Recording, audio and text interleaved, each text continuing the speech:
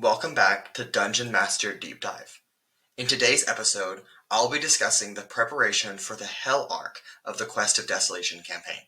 I'll talk about where I drew my inspiration for the version of the Nine Hells that I'll be using, as well as how I have modeled the layout differently than what is traditionally expressed. Usually, we'd ignore these treacherous lava lakes, but today, let's dive in.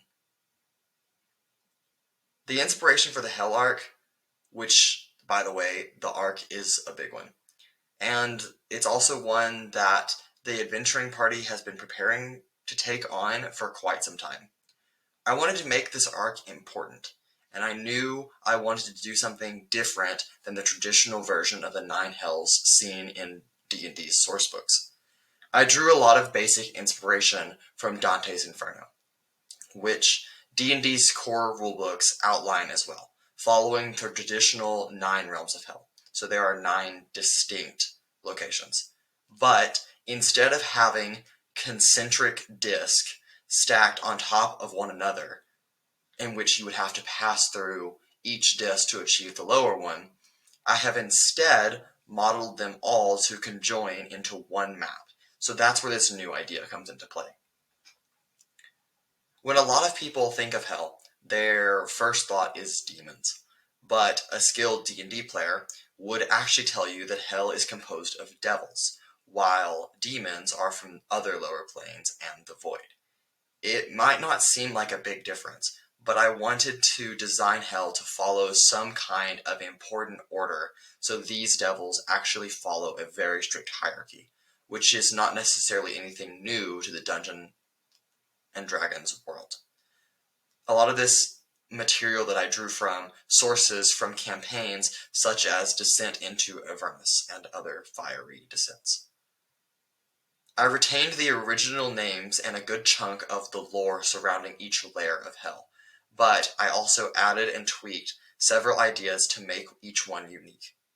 Also, with this new model being placed in a map-like state, it keeps the obvious theme of hell, but it adds interesting twist, along with several bits of lore that wouldn't make any sense to a typical mortal, which means that when the party jumps into it, it will add more to the strange and new realm than what would previously be expressed.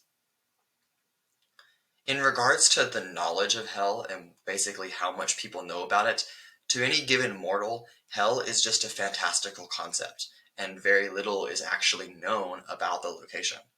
It's generally identified as a lower plane, which connects it to the lower planar circular model, but other than that, no one could really tell you anything about it. The closest thing that players have found was a convoluted and very confusing map, which identified a location to a gate that leads to the fiery realm of lost souls.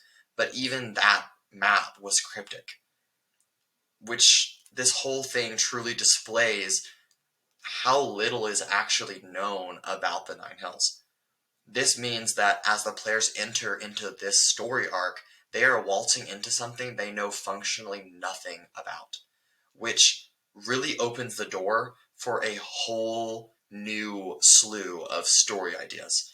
And it's a great possibility for what we have in store ahead.